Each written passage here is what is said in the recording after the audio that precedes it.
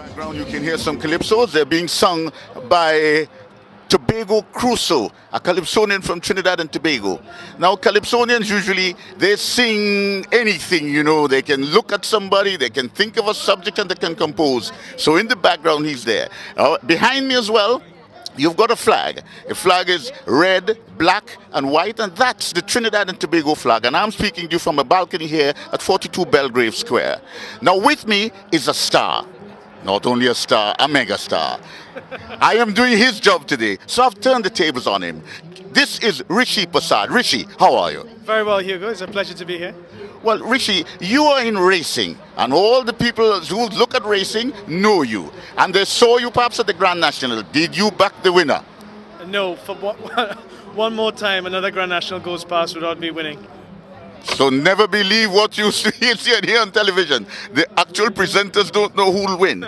Now tell me, how did you get into racing? Because you're not a jockey, you're too big to be a jockey, you're too good looking to be a trainer. So how did you get into racing? Well, my parents own horses in Trinidad. They raced horses in Trinidad at Queen's Park Savannah, at Union Park, at Rima Race Club.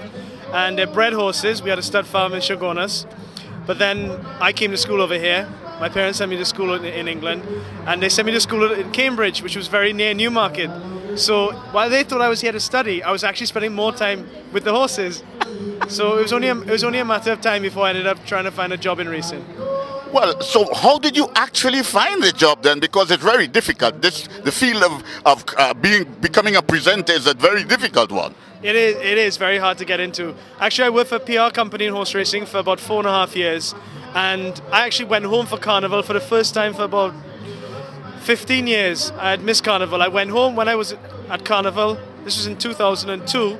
My then boss at the PR company wrote off the At the Races channel, which was just starting up, and suggested I might be they might be interested in looking at someone different for their new channel. And they gave me a screen test. I went for the screen test on a Friday. On a Monday, they offered me a job as a presenter. I still don't believe it to this day. Well, with a handsome chap like you, I'm not surprised. But how did you make that leap, the transition to the BBC? Well, about a year after I'd been at the Races, I'd actually been on Channel 4 a couple of times because there was a tie-up between At the Races and Channel 4.